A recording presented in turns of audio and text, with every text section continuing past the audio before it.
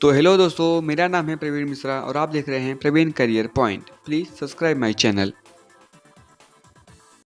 नमस्कार दोस्तों, स्वागत है आपका हमारे चैनल प्रवीण करियर पॉइंट पर। आज हम बात करने वाले हैं छंद के बारे में और हम इस वीडियो में छंद के एक एक टॉपिक को कवर करेंगे, जिसमें हम बात करेंगे चौपाई, रूला, सोठा, गीतिका, दोहा, सोठा, मतलब इन सब के बारे में बात करेंगे। उसके बाद हम देखेंगे जो हमारा सबसे मेन है कि हम किन किन वर्णों के ऊपर दीर्घ का इस्तेमाल करते हैं और किन किन वर्णों के ऊपर लघु का इस्तेमाल करते हैं।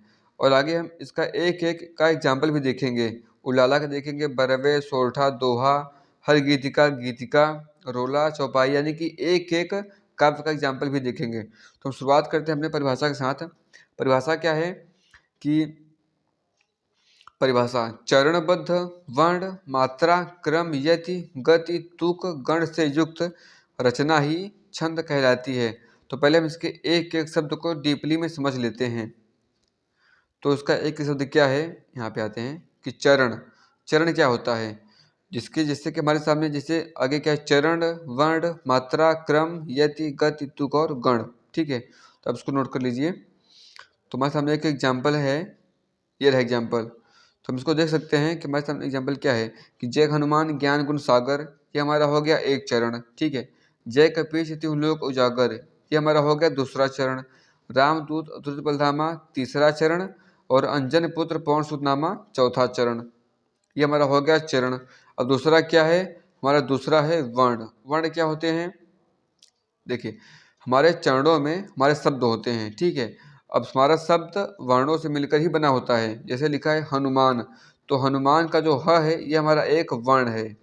इसी प्रकार एक मिनट, इसी प्रकार जय का, जय में हमारा जय और ये हमारे दोनों अलग अलग वर्ण है, यानी कि वर्णों के समूह से शब्द बनता है और शब्दों के समूह से अक्षर बनते हैं, सॉरी शब्दों के समूह से वाक्य बनता है। अब हमारा तीसरा है मात्रा। मात्राएं क्या होती हैं, जैसे यहाँ पे जय में कोई मात्रा नहीं है और हनुमान में मात्रा है, एक छोटा ऊ है और माँ में बड़ा आ है। तो हम यहाँ पे एक, यानी कि एक है अनुस्वार, सॉरी एक है ह्रस्व स्वर और एक है दीर्घ स्वर। तो जिसके आधार पर हमारा एक मात्रा हम लगाएंगे लघु का और एक मात्रा लगाएंगे दीर्घ का, आप यहाँ पे देख सकते हैं। फिर हमारा अगला आता है, मात्रा के बाद आता है क्रम।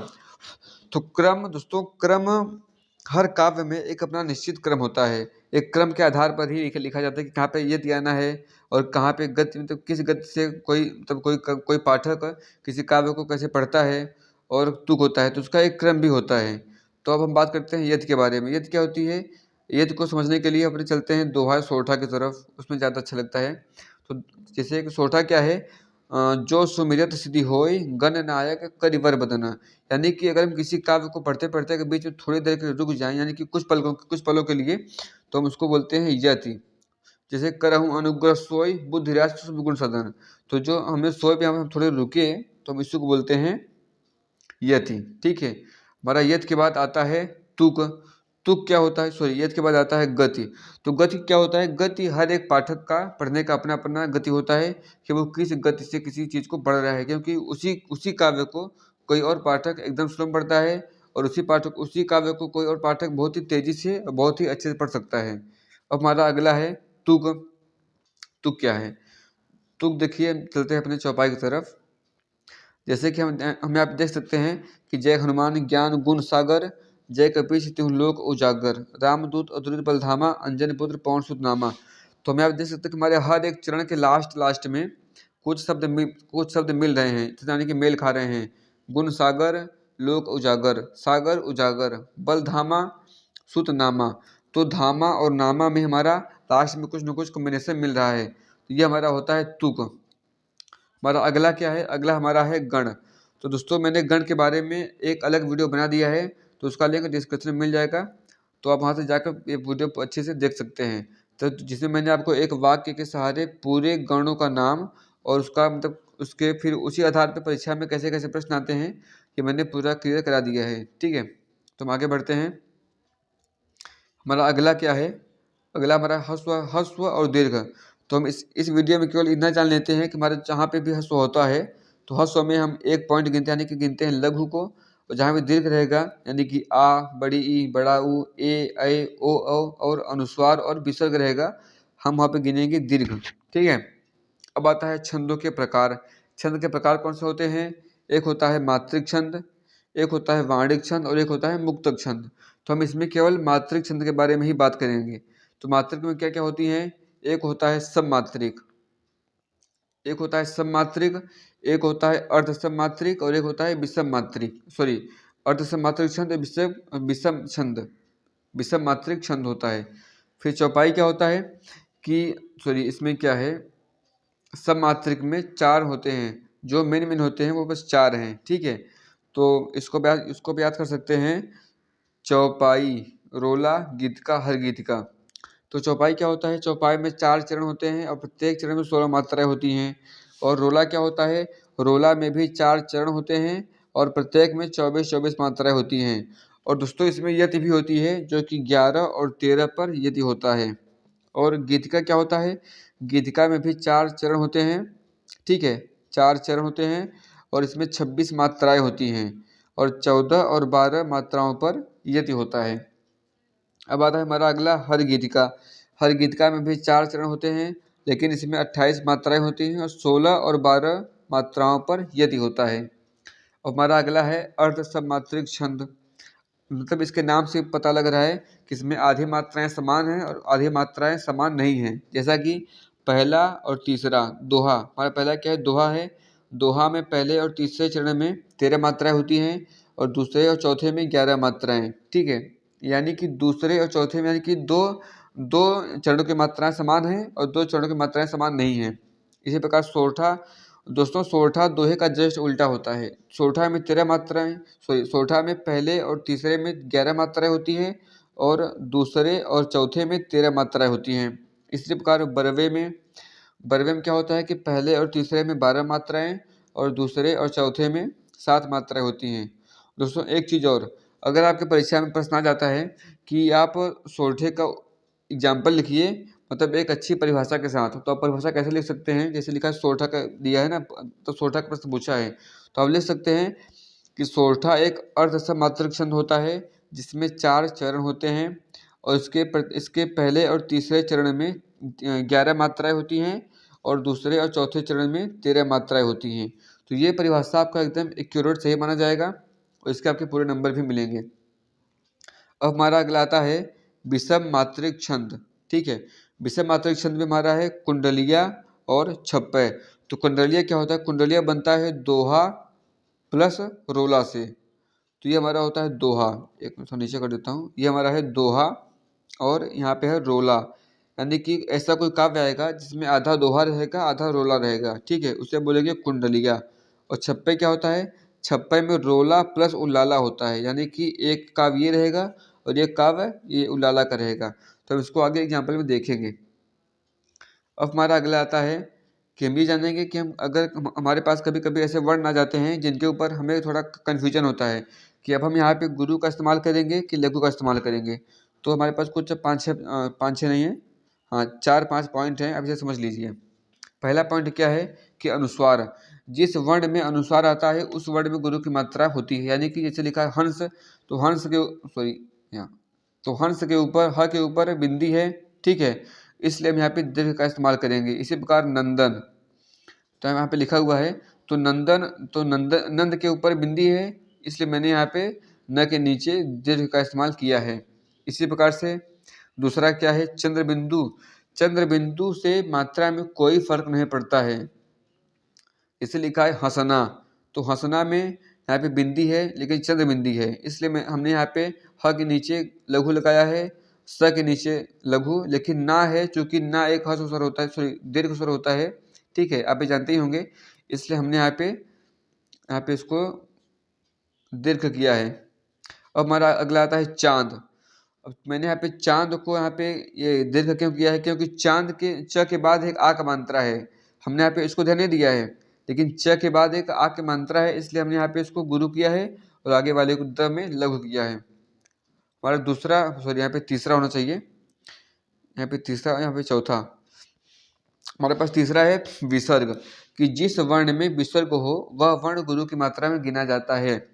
पुनः में है इसलिए हमने यहाँ पे इसको गुरु गिना है। स्वतः में है, तक बाद विसर्ग है, इसलिए हमने यहाँ पे इसको ये दीर्घ गिना है। और अतः के बाद त में दीर्घ है इसलिए हमने यहाँ पे इसको ये गुरु गिना है। ठीक है, उसके बाद हमारा चौथा आता है, सॉरी 3 ही 4 है, चौथा आता है संयुक्ताक्षर वर्ण से पूर्व वर्ण में गुरु की मात्रा होती है।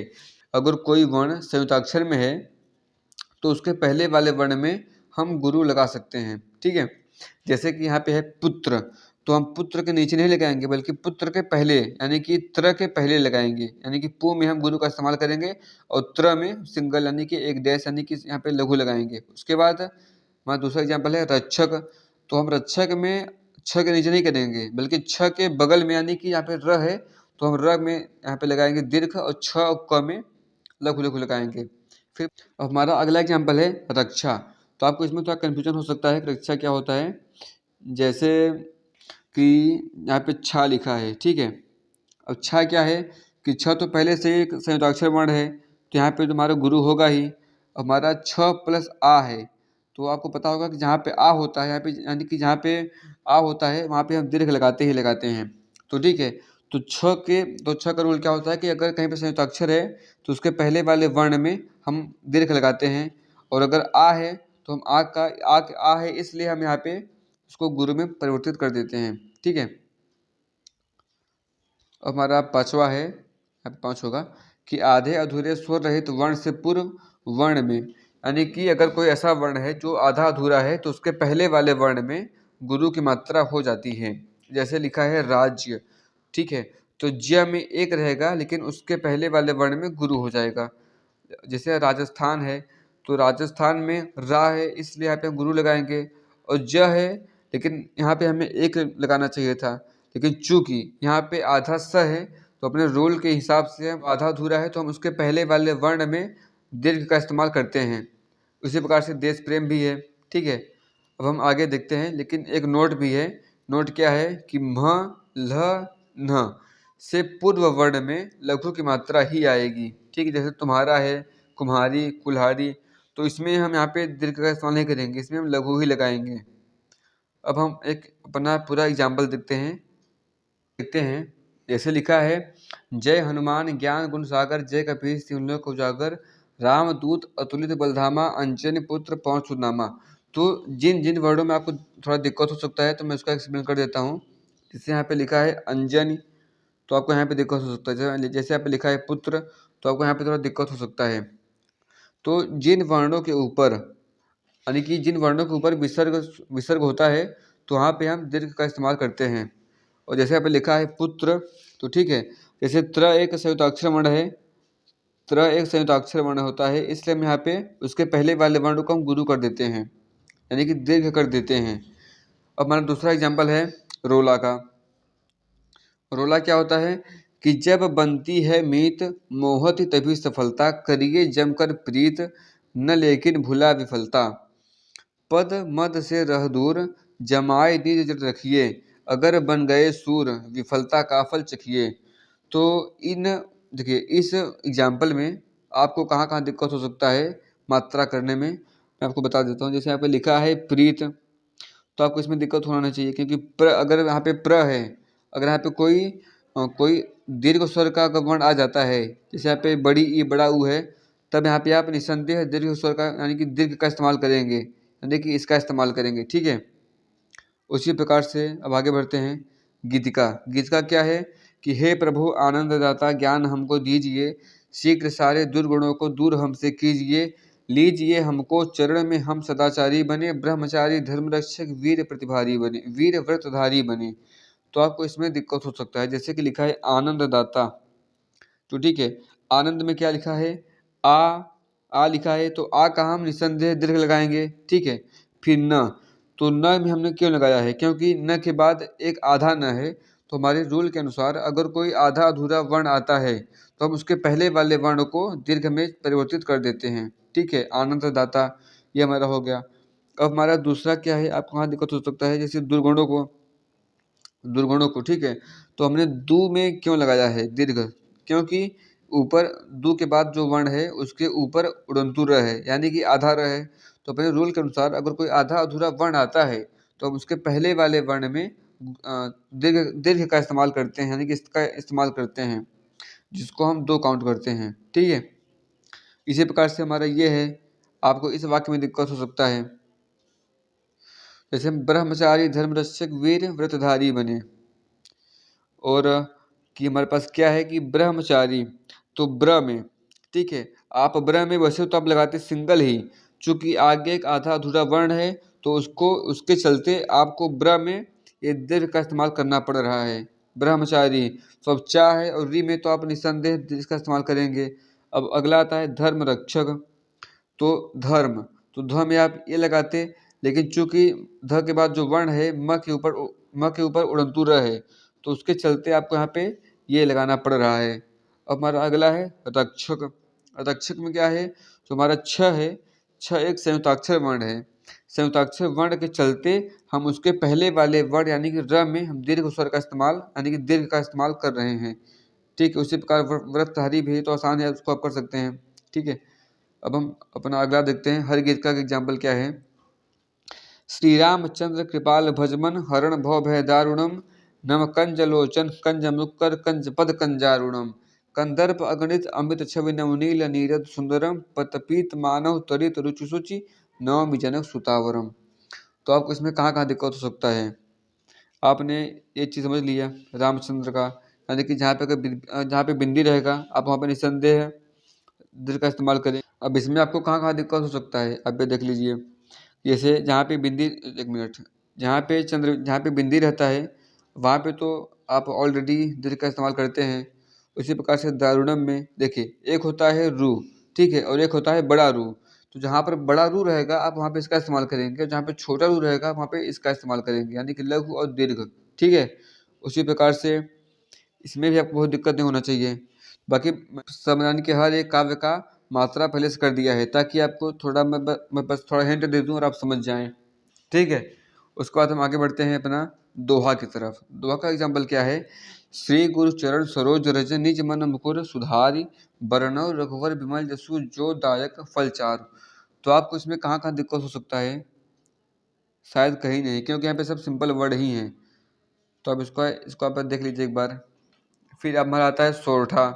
तो सोरठा में किन किन वर्डों में दिक्कत हो सकता है, जैसे जो सुमिरत, यहाँ पे देखिए जहाँ जहाँ पे हमारा ओ होता है, जैसे ओ औ ए तो हम वहाँ पे दीर्घ का इस्तेमाल करते हैं। उसी प्रकार से सुमिरत सिद्धि घोड़े में, तो आप इस प्रकार से एग्जाम्पल हम पहले देख चुके हैं, तो आपको इसमें बहुत दिक्कत नहीं होना चाहिए। ठीक है, उसी प्रकार से जैसे बुद्धि है, आपको बुद्धि में दिक्कत हो सकता है। बुद्धि क्या है कि बुद्धि में हम यहाँ पे बू में इसको ये क्यों किए हैं, यहाँ पे हम दीर्घ क्यों लगाए हैं, क्योंकि यहाँ पे ध के पहले जो द है ये आधा द है, तो इस तुम्हारा जो अपने जो हमारा रूल है, तो रूल के चलते हम यहाँ पे बू में दीर्घ का इस्तेमाल कर रहे हैं। उसी प्रकार राशि में रा हमारा है रा है, तो हम रा में गुरु का इस्तेमाल करेंगे, सॉरी दीर्घ का इस्तेमाल करेंगे, और सी में लघु का इस्तेमाल करेंगे।